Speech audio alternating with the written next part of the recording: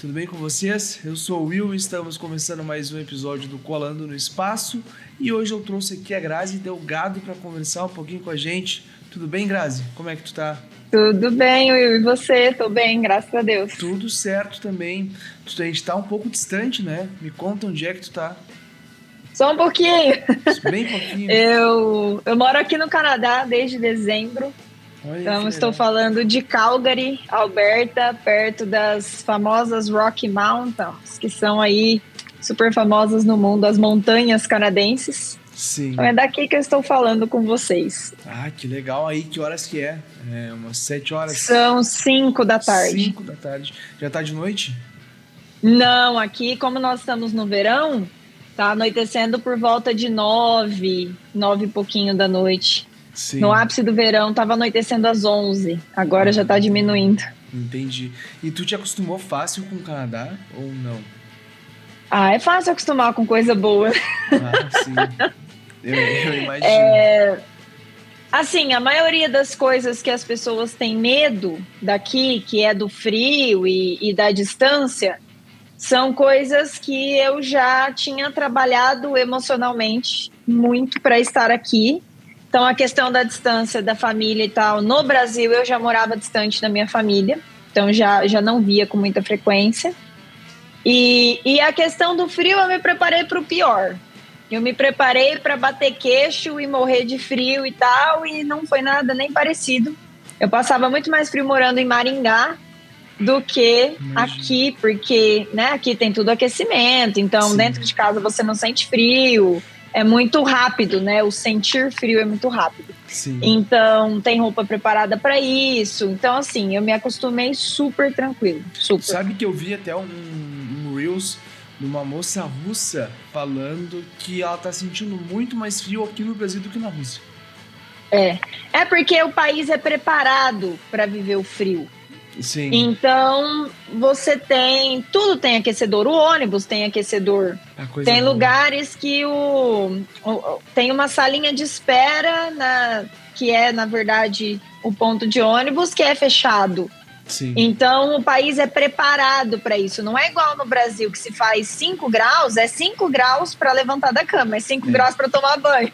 É 5 É graus pra 5 graus, tudo. não tem para onde correr, entendeu? Sim. Aqui não, dentro dos lugares, no mínimo 18, 20 graus. Ah, Então, coisa boa. não é esse frio, esse pesadelo todo que as pessoas estão pensando. É claro que eu acho que o mais difícil do frio é o dia cinza. Então, tem muitos lugares aqui no Canadá que não tem o sol, e aí a galera reclama bastante. Tem toda uma questão ligada à falta de vitamina, né? E a Sim. gente deprime e tudo mais. Mas aqui, para onde eu vim especificamente, a gente olhou para isso e a gente veio para uma cidade que é considerada a cidade mais ensolarada daqui. Ah, coisa boa. Coisa boa. Então, mesmo no friozão, Tem o sol. sol tá lá, inclusive são os piores dias, é aquele dia que o céu tá azulzíssimo, o sol tá raiando e tá um frio absurdo lá Normalmente é assim, fora. né? É. E aqui, por causa do clima das montanhas, a gente também tem um fenômeno que acontece aqui na cidade, em que vem uma massa de ar mais quente e meio que dá uma temperatura, uma variação de 10 graus no dia. Meu Deus. Então, às vezes, você acorda, nevou pra caramba, tá, sei lá, -15, só que na parte da tarde passou o Chinook, que é esse fenômeno climático, e tá 5, 10 positivo, entendeu? Sim. Então, varia bastante. Não é um inverno de 6 meses debaixo de neve, frio e tal. Não é assim. Aqui, especificamente nessa região, a gente pega muita variação. É mais Então, tranquilo, né? bem mais tranquilo. Tá, a Bem gente mais. já começou falando disso de Canadá e eu quero que tu te apresente pra mim, que eu não te conheço ainda direito, e pra quem tá nos ouvindo, quem é Grazi?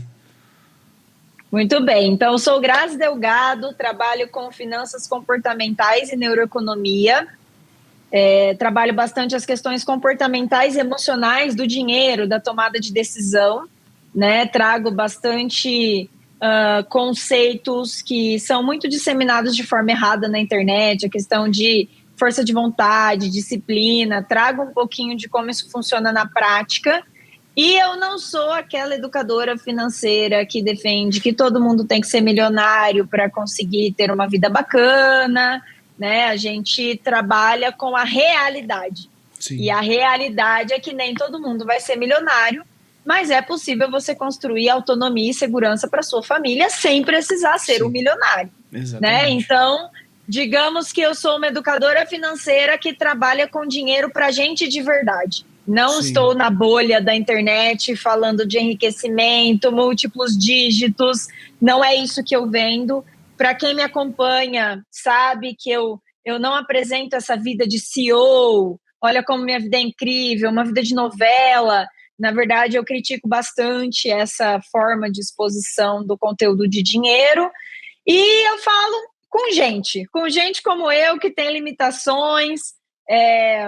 Eu sou uma consumista curada, então eu sei o que é estar do outro lado, eu sei quais são as dores e as delícias, e eu tento trazer o dinheiro dessa forma mais leve, mais humana, que saia um pouco dessa teoria e regra, e tem que ser assim ou assado, e olhe um pouco mais para a individualidade das pessoas, né, para aquilo que elas são capazes de fazer, para a história que elas carregam. Então eu respeito um pouco mais isso dentro desse trabalho com dinheiro, então um trabalho um pouquinho diferente. Claro, claro. Eu digo uma coisa que qualquer um consegue investir, né? Não importa o valor. Sim. O que tem que ser, ao meu ver, guardar dinheiro é igual tu fazer academia. O mais difícil é começar. E é o maior desafio, né? Porque hoje, depois a gente pode aprofundar nessa questão, mas hoje é muito mais difícil você pensar em guardar, porque quando a gente olha para o contexto que a gente vive, ele é um contexto que nos estimula a gastar o tempo todo com as mais diversas coisas. Então, até fiz uma reflexão nos meus stories esse dia muito interessante, em que eu vi um meme desses da internet, em que o pessoal falava, meu avô com 35 anos tinha uma casa própria quitada, o carro quitado, tinha uma estabilidade, né? Tava comprando seu segundo imóvel para alugar e tal. Eu, com 35 anos, tenho um boleto para pagar de não sei o quê, um cartão pendurado e tal. Então, mostrando um pouco essa diferença de geração. Sim. E aí eu trouxe essa reflexão mais humana do quanto o contexto mudou. O contexto de escolhas do seu avô com 35 anos era um contexto de escolhas completamente diferente do que nós vivemos hoje. Sabe que eu me pego pensando nisso, né? Eu já me peguei várias vezes pensando nisso. O meu pai, não vou nem tão longe, meu pai, com a minha idade, 25 anos, ele já tinha um filho, que era eu, ele já estava trabalhando, ele já tinha um carro, já estava alugando uma casa, e eu não tenho nada disso ainda. E eu fiquei, meu Deus, cara. Não entre em crise, porque não. Quando a gente olha para os contextos de escolhas, primeiro que seu pai deve ter começado a trabalhar com 8, 10 anos de idade. Já começa por aí. Na verdade, algo que a geração. Com 18, 19 também. Não, é algo que a geração passada. Eu não sei a idade que ele começou a trabalhar. Não, provavelmente, assim, talvez o trabalho formal pode ter demorado e chegado com 18, 19, mas o ato de trabalhar, vender alguma coisa, ajudar em casa, era outra cultura, né? Então, a coisa do trazer dinheiro para dentro, ela era algo diferente para a cultura dos nossos pais e dos nossos avós, né? Se casava mais cedo, você tinha um leque de escolhas diferentes, você tinha estímulos de compra diferentes. Então, o seu pai, ele tinha um estímulo de compra quando ele ia para o comércio da cidade, que era quantas vezes por semana ou quantas vezes por mês isso acontecia. Não tinha internet também, né?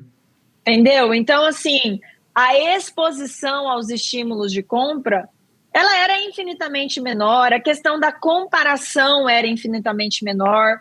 Você via a casa de um artista quando saía lá na revista Caras e saía ali meia dúzia de fotos, e aí você nem conseguia se comparar com aquilo, porque era algo muito distante. Claro. Hoje a gente está exposto na internet a uma comparação com o Neymar, com uma Virgínia.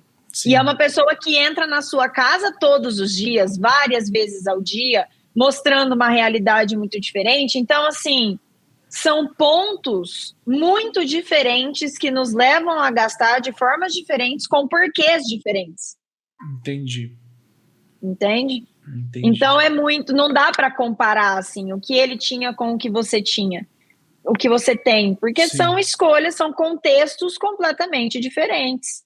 Do mesmo jeito que talvez ele não fez a faculdade dos sonhos porque ele teve que fazer a que deu certo, se é que ele conseguiu fazer faculdade, a geração anterior tinha um leque de escolhas muito menor, né? Eu tenho 32 anos, nós já tivemos um pouco mais de escolha nesse sentido, nós já tivemos um pouco mais de respaldo para tentar algumas coisas, então não dá para comparar, assim, é completamente diferente. Agora, a gente vive um problema que não pode ser ignorado, que eu tenho quase 50% de uma população jovem até 24 anos endividada. Isso é um problema. Sim. Eu já fui uma pessoa endividada e não é legal. Tô endividado. Porque não é só sobre o ser endividado, é sobre as consequências disso, é sobre o quanto isso impacta na sua qualidade de vida, na forma como você pode escolher. Quando, lá com 16 anos, quando eu comecei a trabalhar como menor aprendiz, o banco já chegou e já me deu um cartão de crédito. E eu fiquei, meu Deus, eu tenho um cartão de crédito, eu sou muito adulto. Eu já consigo gastar da forma que eu quiser, eu já consigo fazer tudo. Só que eu não tinha me deparado em alguns pequenos detalhes, né? Que, tipo, você tinha que pagar esse cartão depois, né? Não também, era dinheiro. Eu sabia que eu teria que pagar, só que eu não tava me dando conta de tudo aquilo ali. Eu pensava, o cartão de crédito, tô adulto já, né? Eu comprando, eu vou conseguir pagar depois. Só que mesmo, mais ou menos, eu não conseguia ter uma noção do quanto eu recebia, do quanto eu gastava. Então, foi se tornando uma bola de neve. E cada vez maior, sabe? Até o próprio funcionamento do cartão é uma armadilha para nós, tá? Sim. Vou deixar você terminar e aí eu posso explicar por quê. Por que o cartão é um problema do ponto de vista neurocientífico da coisa? Já pode falar? Então é o seguinte, o cartão de crédito ele é uma ferramenta que te permite consumir algo agora para pagar daqui a um mês, daqui 20 dias, tá? Essa separação do tempo, da hora que eu consumo para a hora que eu pago, ela já gera um gap na nossa cabeça. Sim. O nosso cérebro não sabe lidar com essa separação de tempo. Então, o simples fato de você poder ir lá tomar um café agora para passar no crédito, e isso só vai vir na próxima fatura do mês que vem, já é como se você estivesse consumindo de graça para o seu cérebro. Porque você não vê dinheiro saindo. É diferente de você ter que ir lá, dar uma nota de 10, 20 reais, esperar o troco, você vê o dinheiro indo embora. Tanto é que quando a gente tem uma nota grande na carteira, uma nota de 100 reais, por exemplo, você tem dó de trocar, porque você, né, dá uma dorzinha ali você trocar, você sabe que a hora que você trocar esse dinheiro vai embora rápido. Hoje, com os meios de pagamento cada vez mais eletronizados, né, cada vez mais tecnológicos, fica ainda mais difícil, porque o nosso cérebro não consegue assimilar que está saindo. Então, é aí que as pessoas começam a gastar muito mais do que elas realmente dão conta de pagar. É aí que você pensa muito mais no agora, porque nós somos imediatistas por natureza, foi isso que nos fez chegar aqui enquanto espécie humana, né? Então, você junta esse imediatismo, que é próprio do ser humano, com uma ferramenta que te dá a possibilidade de deixa para o seu eu do futuro resolver, você tem uma bomba. Então, o cartão de crédito ele só vai funcionar para pessoas que são extremamente controladas com as escolhas do agora. Sim. Sim, isso é verdade. Porque, por criação, o crédito em si, pelo jeito que ele funciona, ele já é algo que nós temos dificuldade de lidar. Sim, isso é verdade. Sabe uma coisa que me ajudou bastante a conseguir me controlar nessa parte de gastar no crédito? Fazer planilha no Excel. É isso. Não necessariamente no Excel, mas anotar de alguma forma, acompanhar Sim. o que você está gastando. Tu poder visualizar, né? Tu poder ter aquilo ali mais palpável, não ser uma coisa tornar visível. Gastei ali, deu, vejo depois.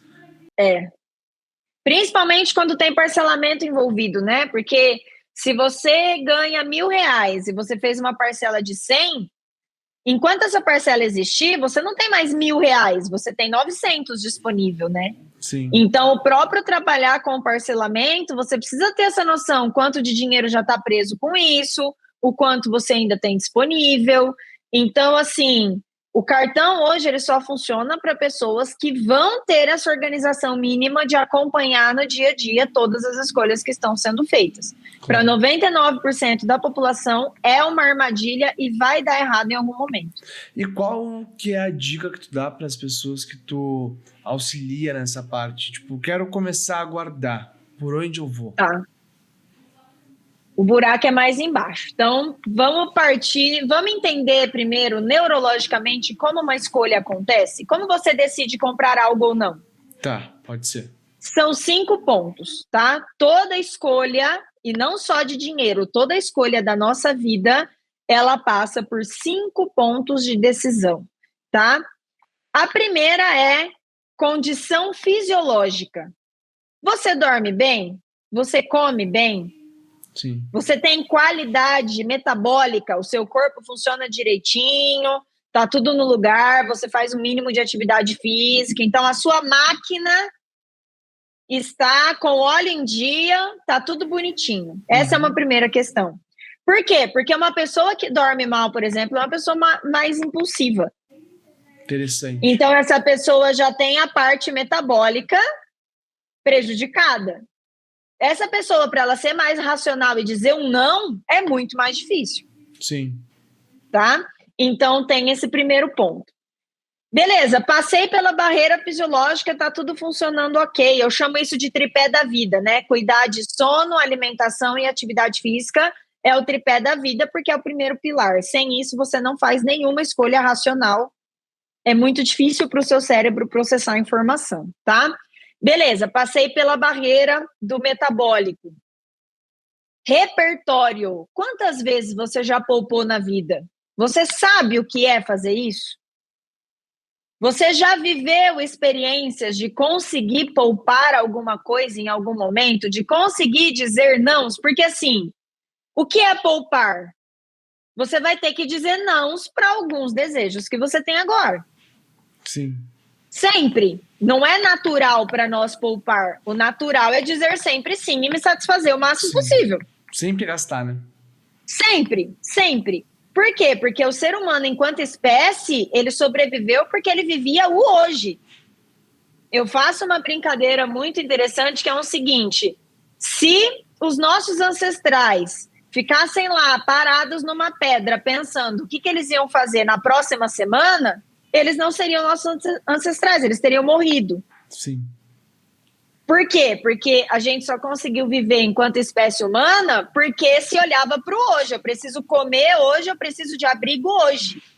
Amanhã é outra história. Amanhã é amanhã, né? Amanhã a gente resolve. Exatamente. Então, esse é o nosso sistema natural de funcionamento. E aí conta muito quantas vezes você já fez aquilo. Então, uma pessoa que nunca conseguiu poupar na vida, ela não tem esse repertório. Sim. Esse repertório de dizer não, ele está zerado. Então, a gente precisa criar esse repertório. Então, na minha metodologia, eu brinco muito com as pequenas vitórias diárias. Você conseguir, de repente, falar não por um cafezinho a mais, né? Que são coisas que as pessoas não dão muito valor, porque parece que é um valor muito bobo e tal. Mas não é só sobre o valor, é sobre o comportamento que você está mostrando para o seu cérebro que precisa acontecer, entende? Então, estado fisiológico, repertório, quantas vezes você já fez aquele comportamento, tá? Terceiro ponto é quanto de energia esse comportamento gasta, porque o nosso cérebro é uma máquina de poupar energia. A gente sempre vai pegar o caminho mais fácil. Nosso cérebro odeia gastar energia. Então, nosso corpo, ele demanda muita energia. E a nossa racionalidade demanda muita energia. Então, todas as vezes que o nosso cérebro puder pegar um atalho, ele vai pegar. Claro. Então, quer dizer, se eu estou lidando com um comportamento novo, que é poupar, e eu nunca fiz isso antes, isso vai me gastar muita energia. Vai ter que aprender, então, né? Preciso ter um nível de consciência muito grande para eu conseguir dizer se não e começar a criar esse repertório, tá? Beleza. Os 2 últimos pontos é sobre recompensa. O que eu ganho com isso? E quanto tempo essa recompensa demora? Porque se demorar muito também eu desisto. É esse que é o problema. Muitas vezes para todo mundo. Exatamente. Então, assim, eu vou fazer vários comparativos com saúde e academia, porque é muito direto com o dinheiro, tá? Então, por exemplo, por que as pessoas vão um mês na academia e desistem? Porque elas focam na recompensa errada. Elas focam na recompensa estética. E a recompensa estética da academia demora. Demora 6 meses, demora um tempo. Eu pensei que tu ia falar que a recompensa demora porque a recompensa é que vai te fazer ficar vivo durante mais tempo, né? Depende da recompensa que você tem. Se eu vou na academia porque a minha recompensa é dormir melhor, estar mais disposta, estar mais saudável, ela é uma recompensa imediata. Eu durmo melhor hoje. Entendi. Mas se a minha recompensa, o que é importante para mim, é a barriga tanquinho, não é hoje. Aí o buraco é mais embaixo, entendeu? Porque você não vai um mês na academia e vai ter a barriga tanquinho. Tá, te entendi. Entendeu? É perspectivas então, às diferentes, vezes, né? Às vezes as pessoas, quando a gente fala de poupar, a pessoa tá lá pensando na casa própria, que é um negócio que vai demorar talvez 10 anos para ela conseguir, porque a gente está falando de 200 mil reais, 300 mil reais.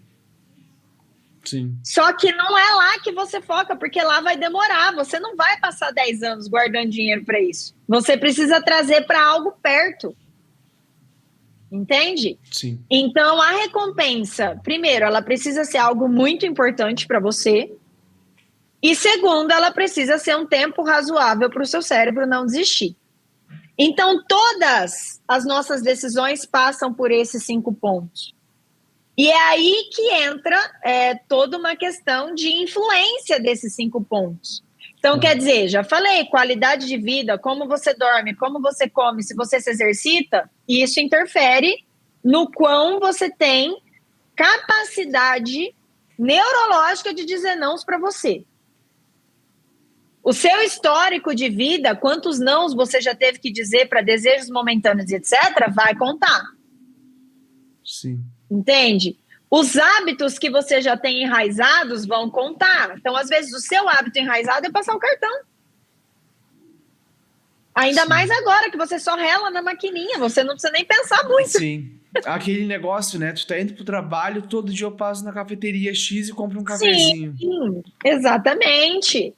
E aí você tem um contexto que ele é extremamente estimulante. O nosso cérebro nada mais é do que uma máquina que responde a estímulos. Então, hoje, primeiro, nós somos uma geração que não sabe lidar com o tédio. Então, quando a gente está no momento entediado, a gente vai para a rede social. O que tem na rede social? Compra, arrasta para cima, clica aqui, compra. Sim, tudo. Quando a pessoa não vai para a rede social, ela vai no site chinês. Não estou fazendo nada do meu horário de almoço. Deixa eu ver aqui as novidades. Deixa eu botar no carrinho, não tem problema. Entendeu?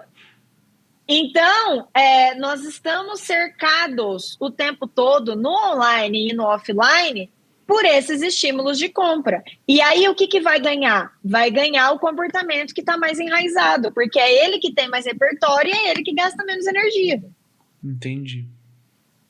Então, se eu tenho um amigo no trabalho, que é um amigo que sempre me chama para ir tomar um café ali na esquina, e isso é um hábito enraizado, dificilmente você vai conseguir falar não para ele. Sim. E outra, a nossa carga de força de vontade, e esse é um dos conceitos mais errados ensinados na internet, a nossa força de vontade é igual um tanque de gasolina. Durante o dia, se você dormiu bem, você vai acordar com o tanque cheio. Então, de manhã, você tem muito mais predisposição a dizer não, e a resistir e a fazer o difícil do que à noite, por exemplo. Sim. O pessoal brinca bastante na internet com coisa de alimentação. Tipo, eu acordo, eu como meus ovos bonitinho, faço tudo saudável. O almoço eu também faço saudável. Das 3 horas da tarde para frente é onde o negócio dá tudo errado, é onde eu peço iFood, é onde eu não consigo dizer não para aquele amigo que me chamou pro happy hour. Pizza, né? Porque é onde a sua bateria de força de vontade acabou. Então, o que eu ensino para os meus alunos, por exemplo? Ah, Grazi, supermercado é um ponto fraco para mim. Eu tenho alunos e clientes que o supermercado é um lugar que é muito tentador. A primeira coisa que eu faço é tirar o supermercado no final do dia. Essa pessoa não vai mais sair do trabalho e vai passar no supermercado. Porque é o momento que ela está mais irracional, ela está com pressa de ir embora, ela está estressada, ela está cansada. Ela não vai pensar no que ela vai pegar.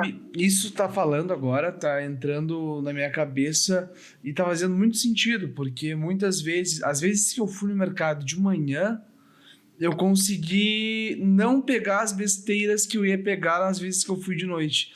Às vezes Você tende a ser mais racional. Às vezes que eu fui na parte da noite, eu acabei pegando sempre uma Nutella, pegando um produto mais caro. E nas vezes que eu fui de manhã, eu sempre consegui não pegar aquele produto, né? Nós temos os chamados inimigos da racionalidade. A nossa racionalidade é muito limitada. Como o nosso cérebro gasta muita energia para nos manter funcionando, manter órgão e manter tudo no lugar, ele vai tentar economizar ao máximo no pensar. Ao máximo. Então, assim, ou você gosta muito, tipo, eu gosto de estudar, então eu me esforço para fazer aquilo. Entende? Eu fico motivado a fazer aquilo. Eu gosto de ler, então eu fico motivado a fazer isso. Eu gosto muito do meu trabalho.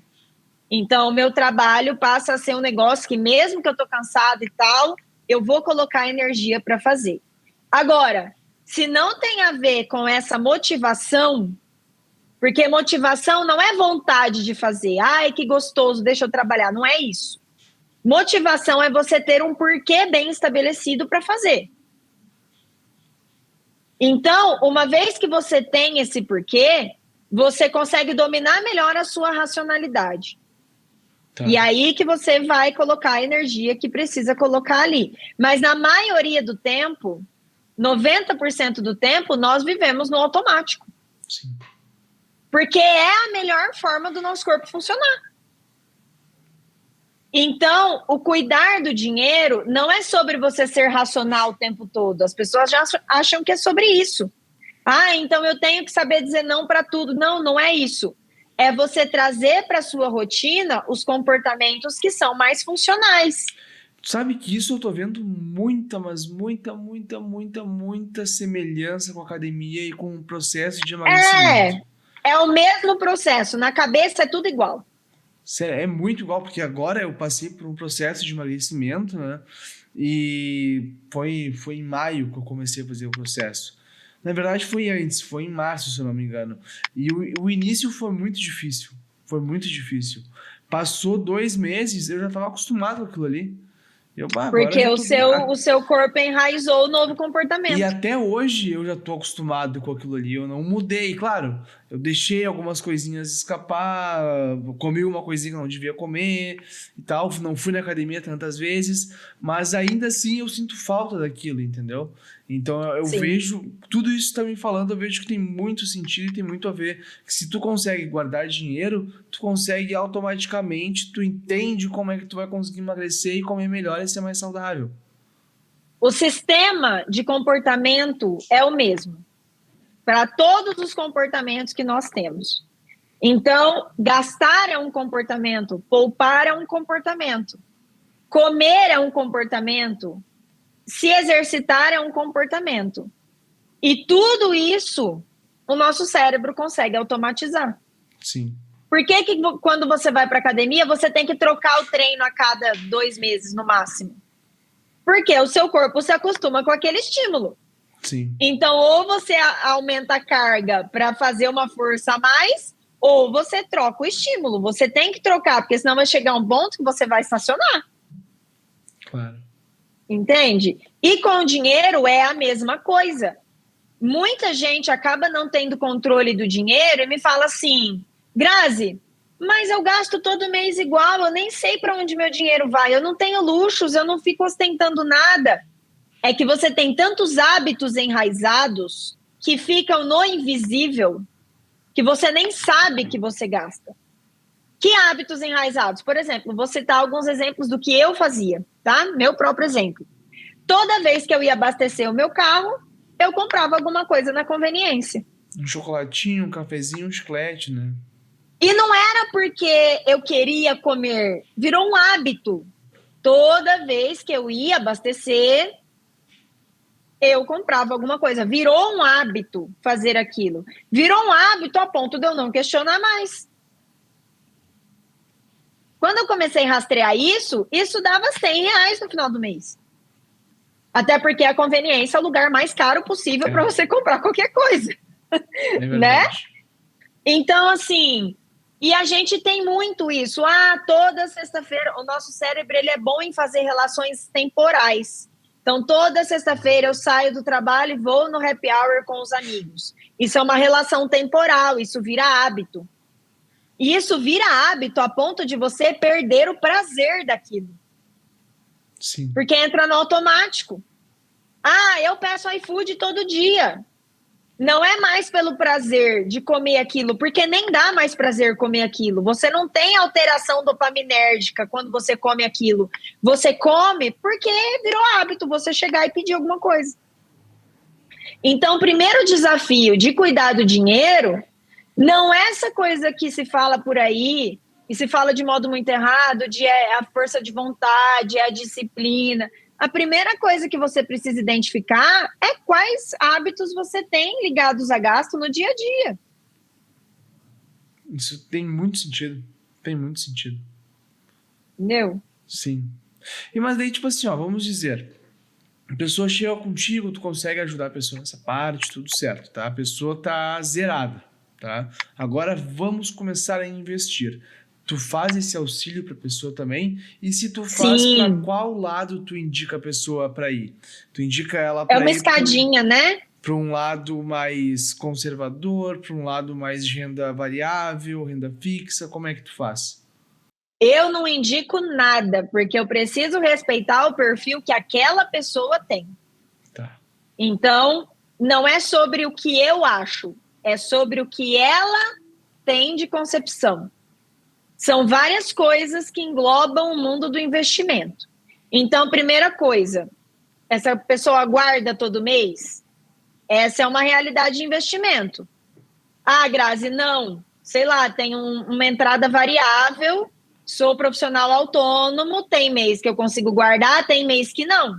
A estratégia dessa pessoa vai mudar, não é a mesma estratégia de quem vai lá colocar R$100 todo mês certinho. Tu faz a API, tá? né, do investidor. Análise do perfil do investidor. É por isso que eu falei, existe um humano. Antes do dinheiro, tem uma pessoa falando com você.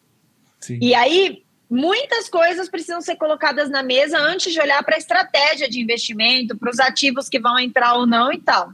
O que é isso? Primeira coisa, a frequência que essa pessoa vai investir, os objetivos de investimento que ela tem.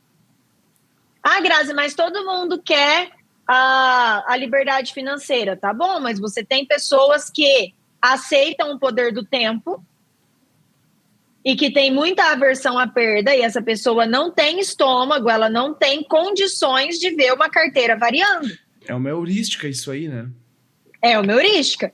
Então, essa pessoa, ela tem esse viés mais conservador, isso precisa ser respeitado dentro da carteira dela. Né? E aí o objetivo dela também conta, porque uma pessoa que está investindo para comprar um carro daqui 3 anos é diferente da pessoa que está investindo porque ela quer comprar a casa própria, que é diferente da pessoa que está investindo porque ela quer que aquilo vire uma renda e que ela vai viver dessa renda. E aí não tem certo e errado. A pessoa que quer a renda, ela não é mais certa do que a que quer comprar o carro. Cada pessoa tem o seu objetivo e o seu sonho. E isso precisa ser respeitado no meio do caminho. O que eu vejo muito é que, às vezes, o educador financeiro ele fica tentando convencer o cliente a fazer o que ele quer. Sim. Entende? Talvez por algum benefício próprio, alguma comissão, alguma coisa assim. Eu acho que é até por ignorância da parte comportamental. Porque se a gente for olhar para o conhecimento que eu estou falando aqui de neuroeconomia e finanças comportamentais, ele é um conhecimento muito novo, muito recente, e que ainda tem uma resistência muito grande por parte dos profissionais que acham que dinheiro é uma questão de racionalidade. E isso não é má índole, entende? É um histórico. É um histórico, porque finanças comportamentais é algo novo. A gente está falando de algo que vem sendo estudado dos anos 70 para cá. Sim. E que choca com uma economia que tem teorias que tem 200 anos. Sim. Então, existe aqui um choque de profissionais que nem sabem que isso existe. O profissional aprende que todo mundo tem que guardar pelo menos 10% do que ganha e investir. O profissional, muitas vezes, ele aprende que todo mundo, se for parcelar, precisa parcelar no máximo de vezes possível, porque ganha da inflação. E aí eles vão criando essas heurísticas, que é justamente essa regrinha prática, só que ela é uma regrinha prática que não leva em consideração a particularidade de cada pessoa. Claro. E ela não vai valer para todo mundo. Então é aí que está a falha, entende? Eu não acho que isso não é dito porque por má índole, eu acho que é justamente porque a maioria dos profissionais ainda estão numa formação que é muito técnica e não olha muito. Na pós-graduação que eu fiz na PUC, que é uma das melhores pós-graduações do Brasil em finanças, eu tive uma matéria de comportamentais. Daí vai bem contra o que tu estava me falando, né? Tipo... Não, tudo que eu sei eu fui estudar sozinha, praticamente. Sim. Entendeu? Eu fui para a parte de neurociência pura mesmo, entender os mecanismos da nossa cabeça, questão hormonal, como a gente toma decisão. Então, assim, eu precisei sair da bolha do dinheiro para ir para um lugar mais de ciência e neuro, para eu poder entender e trazer de volta para o dinheiro. Porque hoje, quando a gente vê dinheiro, ainda é um assunto muito superficial. Sim. Você tem os grandes influenciadores falando de emoção e tudo mais. E se fala muito do livro A Psicologia Financeira, do Housel, né, que é um livro maravilhoso, mas é ainda um discurso que fica muito nessa de você precisa ler o livro e praticar. Ninguém dá o passo a passo do que fazer, entende? Então fica um buraco aqui no meio. Tá bom, mas como que eu vou fazer isso no meu dia a dia? Sim, sim. Entendi. Que ferramentas eu trago para me dizer não, para dizer não para o meu amigo na hora que ele me chama para tomar um café? Sim. Entende? Quais ferramentas então eu uso para conseguir usar o não e deixar o meu dinheiro guardado? Porque não é sobre poupar. Todo mundo sabe, se você sair na rua hoje fazendo uma pesquisa, o que você precisa para ter saúde financeira? Todo mundo vai te responder que precisa gastar menos. Sim. Todo mundo vai te responder que precisa investir. Isso é um senso comum. Agora, como? Como você gasta menos? Sim. Isso tudo depende, né? Isso tudo depende. Depende. Qual é o contexto social que essa pessoa tá inserida? Vai diretamente de encontro ao como a pessoa vai investir. No que ela vai investir. Vai diretamente de Na verdade, o investimento é só a cereja do bolo. Sim. Mas sabe uma coisa que eu vejo, que até me pegou também muitas vezes, quando eu entrei nesse ramo de finanças há pouco tempo, tá? Eu, ali em maio, decidi estudar e passar uma certificação, da qual eu fazia passar e tal, tudo certo. E dentro desse meu estudo, eu fiquei analisando muito a parte do investimento, sabe? Como que eu ia investir, para que eu ia investir, e eu fiquei muito chocado quando eu abri o Tesouro Direto, que é um dos lugares mais seguros para se investir no Brasil, né? E eu vi o tempo gigante, tipo, eu vou investir hoje para tirar em 2030. 2045, PCA 2040. E eu fiquei assim, meu Deus do céu, por que eu vou demorar tanto tempo para retirar meu dinheiro? Tu entende? E eu fiquei abismado com isso. E eu pensei, cara, não pode ser assim que funciona. Eu vou pegar todo o meu dinheiro e vou botar em Bitcoin. Entende? Que é o que a maioria das pessoas faz, da forma mais errada possível. E ainda que você pensou no Bitcoin, né? Você pelo menos não pensou no jogo do tigrinho. Não, isso aí. Essa é a realidade do Brasil hoje. O jogo do tigrinho, eu vou te falar que eu já joguei, mas para me divertir. Para conhecer aquilo ali e não gastar todo o meu dinheiro naquilo ali, né? É assim, né? Por exemplo, E aí entram conceitos, né? Quando a gente entra no mundo dos investimentos em si, você tem visões, você tem filosofias de investimento.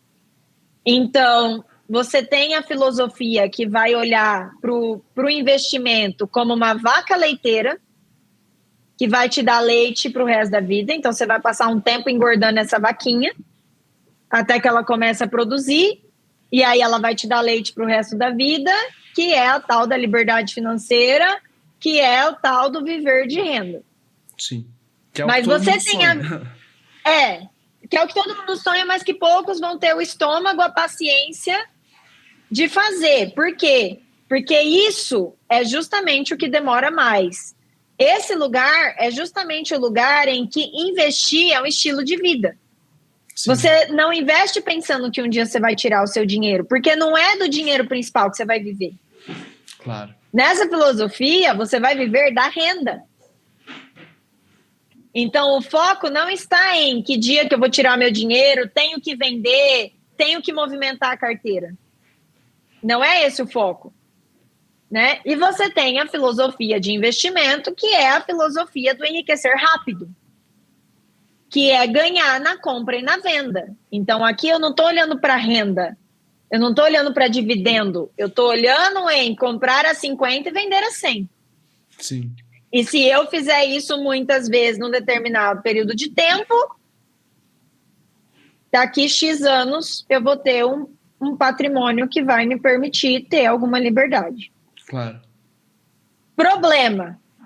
Qual é o problema hoje? As pessoas querem o viver da renda, mas elas querem fazer isso trilhando o caminho do comprar e vender. Entendi. Porque aqui é mais sexy. E mais rápido também, podemos dizer. Entendeu? Né? Mas também é mais rápido perder. Sim. É que existe um viés dentro das finanças comportamentais, que é o viés do vencedor, né? O cemitério dos mortos, ele é silencioso. Ninguém escreve livro. Como que eu perdi tudo em Bitcoin em 6 meses? Esse livro não vende. Sim.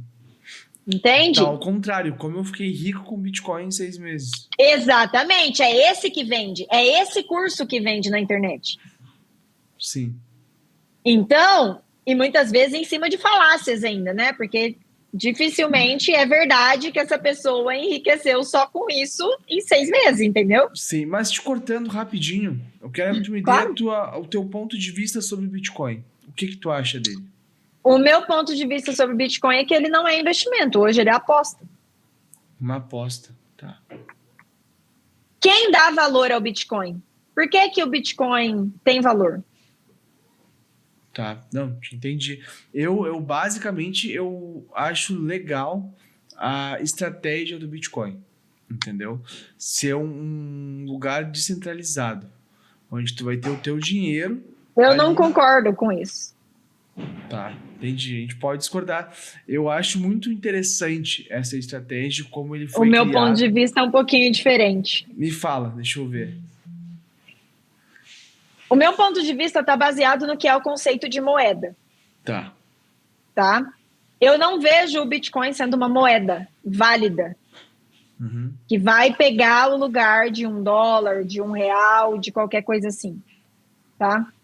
Porque o conceito de moeda, primeiro, ele é troca.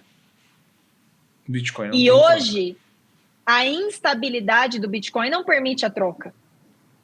Senão você vai pagar 10 mil num carro de manhã e à tarde ele vai estar valendo 100. Muita inflação, hiperinflação, né? Entendeu?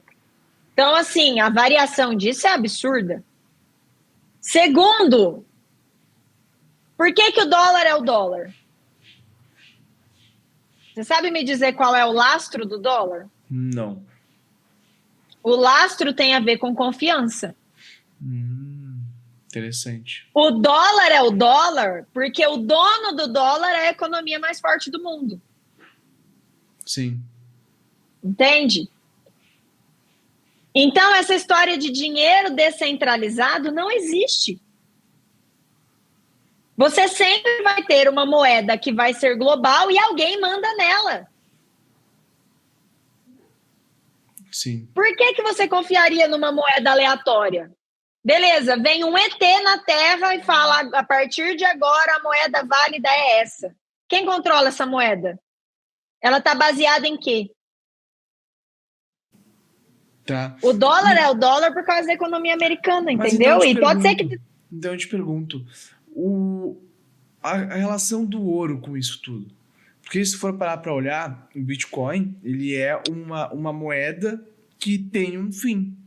O ouro também tem um fim, entendeu? Então a relação entre os dois está muito ligada, pelo fato de que não é uma moeda para ser utilizada diariamente, podemos dizer. É uma moeda para tu ter ali, para ter a tua reserva financeira, sabe? Mas claro, não é uma reserva financeira para curto prazo, é uma reserva financeira a longo prazo. Se tu for ver, em 2021, 2022, o Bitcoin estava valendo $20 mil. Hoje em dia ele está valendo entre 50 a 60 mil dólares. Está numa variação bem grande depois do halving, sabe? Então, isso já bateu a prata, sabe? E em breve ele vai bater o ouro. A minha expectativa é que ele bata o ouro por conta disso, né? Essa é a palavra. Que palavra que você falou agora, que é a dona do jogo? Expectativa. É tudo sobre emoção humana. O dia que ninguém mais acreditar no Bitcoin, ele vira pó, acabou. Tá, aí tu tem razão. Tem razão. Agora, qual é a vantagem do ouro em relação a isso? Ouro é ouro em qualquer lugar do mundo. Se você ficar perdido hoje no meio do deserto do Saara e você tiver uma moeda de ouro, você compra uma água. Porque é a moeda mais antiga do mundo. E Bitcoin não vai ter como, porque tu vai ter o celular ali, não, né? Primeiro, se você não pegar a internet, você se lascou. Sim. Entende? Entende que são forças muito diferentes. Tá, faz sentido. Então, essa coisa do descentralizado, de chegar a ser uma moeda, não, ela vai contra o que é moeda, o conceito de moeda. A moeda é moeda, ela existe porque tem um governo, uma economia por trás que dá uma chancela. Sim, mas vai também de encontro a tu ter autoridade sobre o teu dinheiro realmente, né? Aí é a questão do quão forte a sua economia é. Qual é o maior medo dos Estados Unidos hoje? Perder a autonomia econômica. Sim. Entendeu? As guerras são feitas por causa disso. Quem vai mandar no mundo agora? Sim. É o que está acontecendo agora, né? Principalmente. Exatamente. Então, assim, pode ser que daqui 20 anos a gente tenha a moeda chinesa sendo a moeda internacional? Pode ser que não. Pode acontecer que mude. A questão é, sempre vai ter que ser a moeda de alguém. Sim, interessante. E esse alguém é alguém que tem um poder econômico envolvido com confiança, envolvido com histórico. E é por isso, inclusive, que eu acho muito difícil os Estados Unidos perderem esse poder. Sim. Eles estão porque a gente está falando, tempo, né? A gente está falando de muitos anos. A gente está falando de uma economia que apanha, mas levanta. E crise vai, crise vem, e eles ainda são os mais produtivos do mundo. Eles ainda são as empresas mais valiosas do mundo estão lá. Então é muito difícil você derrubar isso. É muito difícil você derrubar que o dólar é a reserva de moeda global. Sim. E eles são a reserva global porque eles também são os caras que têm mais ouro. É verdade. Isso é verdade. Entende? Então, olha como tem um lastro em volta da criação de uma moeda que não é só sobre ser escasso, que não é só sobre ter ali um conceito de funcionamento, entende? Sim. Mas o Bitcoin, então, o que tu me comentou agora, não seria um investimento para tu ter a longo prazo na tua carteira? Não. Até quando eu não sou contra os meus alunos terem Bitcoin, mas eu deixo muito claro em relação, ele tem um papel dentro da sua carteira, tá? E tem que ser uma porcentagem muito pequena e um dinheiro, inclusive, que se você perder, você não vai ficar triste, não vai te abalar. Sim. O Bitcoin é como a gente está comentando, é uma expectativa, né? É um risco. É uma expectativa. Porque realmente... Você já ouviu falar da bolha das tulipas? Se você está estudando sobre dinheiro, é quase impossível você não ter ouvido falar da Eu tulipomania. ainda não me recordo de ter ouvido falar nessa expressão. Vamos lá, a tulipomania é a primeira bolha que gerou a maior crise econômica da Holanda em 1600 e lá vai quebrada. Porque o Bitcoin era a tulipa, a flor. Sim. A flor tulipa virou um símbolo de status na época. Então, só pessoas muito ricas conseguiam ter a flor. E como ela virou um símbolo de status e era algo muito caro, as pessoas começaram a apostar no preço da tulipa. Elas começaram a brincar de mercado futuro. Bah. E elas começaram a vender tulipas que ainda não tinham sido produzidas. Meu Deus.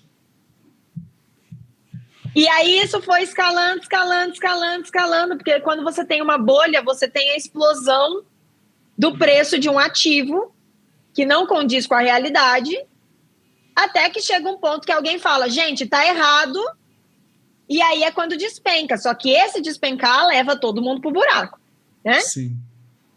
Então, isso aconteceu em 1600 e pouco na Holanda. A tulipa chegou nesse lugar em que a galera trocava fazenda por tulipa. A galera trocava o que tinha por tulipa. Criaram o mercado de opções 1600. Exato. Aí alguém racional olhou para isso e falou, tá errado. E aí foi quando essa expectativa foi para o chão e levou a economia da Holanda junto. Então, famílias que perderam tudo. Eu vou pesquisar sobre isso. Entendeu? Então, assim, eu poderia citar trocentas bolhas para você aqui. A gente já teve muitas bolhas, né? Mas a bolha, ela tá ligada a essa especulação. O ativo, ele sai desse lugar racional, ele perde os fundamentos, porque ele vai crescendo, a ganância das pessoas em cima daquilo vai aumentando, as pessoas vão apostando cada vez mais, até que se chega num ponto que as pessoas estão trocando tudo que elas têm para ter ali, que a pessoa está vendendo carro para colocar o dinheiro ali, porque o vizinho ficou rico, não sei que jeito. Mas isso entendeu? Aí eu vejo mais no jogo do tigrinho. Não, hoje é a base de funcionamento de um cassino, é a base de funcionamento da aposta esportiva, é a base de funcionamento dessas coisas. Por isso que eu tô te falando, é uma aposta. Sim. Porque, vamos lá, o que acontece hoje se a Coca-Cola quebrar? Você tem ações da Coca-Cola. Eu fico ferrado, totalmente ferrado. Tá, mas vamos lá, a Coca-Cola tem uma empresa, ela tem uma fábrica, Sim. Ela tem unidades, sei lá, de repente ela vai distribuir Coca-Cola pra galera de graça, porque já quebrou mesmo. Você tem um produto. Tá, te entendi.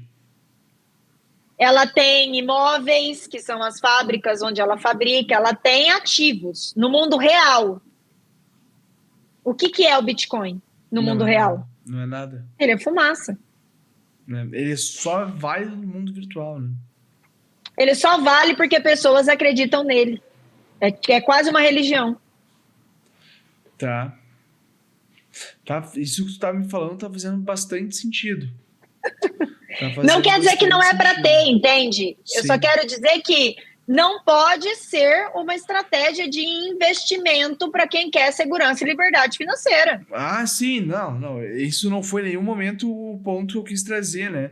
Mas eu digo. Não, mas eu já entrei em Uber. Que conversando, eu sempre falo que eu sou educadora financeira. O cara não tinha reserva de emergência, mas ele tinha dinheiro em Bitcoin. Não, mas daí isso aí é uma coisa Entendeu? que não dá para ter, né? O Bitcoin, ao meu ver, é uma reserva para tu ter ali, como tu falou, uns 10% do teu valor total, até menos. Nem isso. Eu diria 1%. É. Porque eu vejo, sendo sincero para ti, eu vejo que daqui 10 anos, podemos dizer, o Bitcoin vai estar batendo alguns valores altos. Você consegue me garantir isso baseado em quê? Eu não consigo te garantir 100%, mas eu consigo te dar um pouco de... Vamos botar ali 50% de certeza, tá? E os outros 50% de incerteza. Por que eu digo isso para ti? Porque se tu for ver no histórico do Bitcoin, existe como eu posso dizer, como se fosse as coisas do Fibonacci, que eu esqueci o nome agora, me fugiu. Uma progressão. Sequência de Fibonacci. Existe me fugiu uma padronização do Bitcoin, tu entendeu? Se tu for ver... E quem te garante que, como é um algoritmo que produz a moeda, quem te garante que quando bater lá o máximo não vai ter nada que possa mudar e produzir mais? Isso aí, quem me garante é o Santo Satoshi, que foi quem fez o Bitcoin. Que é uma fumaça que ninguém sabe quem é. Pode ser uma equipe, pode ser uma mulher, pode ser um gato, pode ser o que for possível, né? Sim. Agora, você me garante que daqui 10 anos os Estados Unidos vai ser uma economia fraca? Não te garanto também. Eu não boto a mão no fogo também por causa disso. Mas tem mais chances. previsibilidade do que, entende? Sim. Então, assim, cuidado com o viés da certeza, da confiança. Ele é um viés, é uma heurística. Uhum. Quando você tem certezas e garantias no mundo dos investimentos, tenha uma certeza, tá errado. Porque a Coca-Cola pode quebrar. Tudo pode quebrar. A Apple pode quebrar. Sim. Entendeu? Então, a conversa que você está me dizendo agora, imagina que a gente está saindo daqui, indo lá para a Holanda em 1600 e alguma coisa. Tá. Você tinha um cara que comprava tulipa dando essa mesma certeza. Não, daqui 10 anos o mundo estará comprando tulipa e o negócio vai estar a um preço X. Tá, interessante. Interessante. Concorda comigo que é um contexto possível? Claro, concordo contigo. Mas assim como tu também tem que concordar comigo que existe um contexto possível do Bitcoin alavancar e acabar dando vários... Assim como podem criar outra, assim como pode... A próxima bolha pode ser imobiliária, a próxima bolha pode ser o preço da água, a próxima bolha pode ser o preço do petróleo. Claro. Possível. Sempre é. A única coisa que a gente tem certeza é a renda fixa. Nem isso. Nem isso, tu acha? Quem teve certeza de renda fixa na Argentina há 30 anos atrás se ferrou. Aí tu tem um grande ponto. Mas isso... Que a renda fixa depende da segurança de um país. Claro. Entendeu? Sim. Assim, o que eu tô querendo te dizer aqui? Por que eu tô fazendo esse jogo de perguntas com você? Eu tô querendo te colocar em um lugar em que no mundo do dinheiro e principalmente dos investimentos não existe certeza. Tá. É por isso que a gente diversifica a carteira. É por isso que você coloca 10 empresas na carteira e não uma só. 10 empresas de segmentos diferentes também, né? Exato. Por isso que você busca correlações negativas. Sim. Porque senão era só colocar todo o seu dinheiro em Apple. Acabou. Tava rico já. Mas não é bem assim. Entendeu? Que funciona. Sim. Com certeza. Mas vamos indo para a nossa reta final, Grazi. Gostei muito de bater esse teu papo contigo, porque... A gente faria uns 10 podcasts só de viés de investimento, porque são mais de 10 que um investidor cai quando a gente fala disso. E como eu estou entrando agora nesse ramo financeiro, é muito interessante eu conversar com várias pessoas sobre o que eu já acho, o que eu acredito, para eu conseguir ver vários pontos diferentes, eu conseguir ir moldando a minha personalidade no mundo dos investimentos, né? O seu repertório. Você está montando um repertório de conhecimento. Exatamente. E eu quero saber agora, indo para a reta final, o que tu dá de maior dica para as pessoas que estão começando a investir, que querem manter uma vida saudável financeiramente? Depende, né? São muitos... Como eu disse, eu trabalho com humanos que têm contextos de vida diferentes. Então... Não existe uma dica geral que tu pode dar? Tente manter bons hábitos financeiros. Tente sair desse lugar em que a sua primeira resposta é sempre a resposta mais irracional e mais emocional. Tentar buscar, construir hábitos que primeiro você pensa e depois você compra. E não primeiro você compra e depois você pensa. Porque é quando você inverte isso e você consegue ser essa pessoa que primeiro você pensa e depois você compra, é que você consegue, aí você consegue fazer o que você quiser. Você quer investir, você vai conseguir. Você quer ter reserva, você vai conseguir. Você quer comprar a sua casa, você vai conseguir. A base do investimento, do gasto, de qualquer sucesso ligado ao mundo do dinheiro e realização de sonhos, são as suas escolhas no dia a dia. Então, é para elas que você tem que olhar. Sim. E, claro, conhecimento. Conhecimento, conhecimento, conhecimento. Não botar seu dinheiro num lugar que você não sabe o que é, que você não sabe explicar. Isso aí é o básico do básico do básico, mas não é a única coisa importante. Sim. Quando a gente fala de dinheiro, não tem como ignorar toda essa parte emocional, toda essa parte de crenças, de como o mundo funciona. Isso vai direcionar teus investimentos, certo? Todo esse contexto que nós vivemos, sempre vai ter um vizinho na roda para contar uma história que o dele deu certo, do mesmo jeito que vai ter alguém que vai te desmotivar. Então, é um contexto. Cuidar de dinheiro não é disciplina, não é essa coisa quadradinha demais que coloca a pessoa em um rótulo. Sim. Né? Existe um contexto que precisa ser estudado em relação a isso, que é justamente o que eu ensino, que é justamente o que eu faço no meu trabalho, todo online e tal. E não tem como você jogar o humano fora e ficar só com o racional. Claro. Porque as nossas decisões, elas estão pautadas no humano. Então, é quando a gente aprende esse humano e a gente aprende as influências que a gente consegue, de fato, fazer escolhas melhores e colocar o dinheiro ao nosso favor. Perfeito. Eu acho que essa é a grande questão. Perfeito. Muito obrigado por ter aceitado participar aqui do meu podcast, tá? Fico muito feliz. Gostei muito desse papo que a gente bateu. Eu gosto de papos assim, porque quando tem divergência, a gente consegue chegar sempre, um aprende com o outro, né? Eu brinco que o meu papel, ele é muito questionar. Eu não tô aqui para te convencer o que eu acho do Bitcoin, claro. Entende? Mas o meu papel é te trazer alguns questionamentos para te deixar a pulguinha atrás da orelha para você pensar. Sim, pensar se vale a pena ter uma carteira de investimentos, que uma das carteiras seja o Bitcoin, né? Isso é interessante. Exato. É para você pensar o tamanho disso, o papel disso na sua estratégia. Porque, de novo, eu não gosto muito desse lugar que às vezes o dinheiro tem, né? O assunto dinheiro tem dos extremos. Não, ninguém tem que fazer isso, ou não, todo mundo tem que fazer isso. Esses extremos, eles são ruins normalmente. Sim.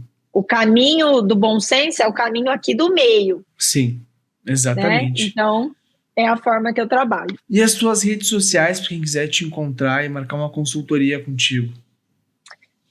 Gra Delgado no Instagram, Gra _ né, Delgado. No YouTube tem lá o Graziele Delgado. E acho que são as duas redes que eu estou, que eu sou presente. Apesar do YouTube estar um pouco largado nesse momento, tem uns vídeos legais já, de finanças comportamentais, finanças para filhos. Tem um conteúdinho legal lá. Ah, coisa boa. Tu já ouviu falar no livro O Menino do Dinheiro? Claro! Eu li esse livro. Eu trabalhei com esse livro muito tempo na escola. Que legal. Eu li esse livro quando eu era fundadora. Eu sou fundadora da Happy Money, que hoje é o maior curso de educação financeira do Brasil, está dentro das escolas, tem franquias e tal. Ah, que legal, que legal, que legal. De adolescente. Perfeito.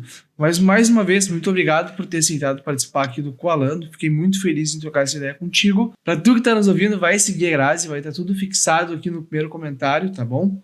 Vai me seguir também, vai estar tudo no primeiro comentário. Deixa teu like, compartilha com teus amigos e guarda dinheiro. Guarda dinheiro. Se cuidem, um beijo. Como. Exatamente. Se cuidem, um beijo, até uma próxima e tchau.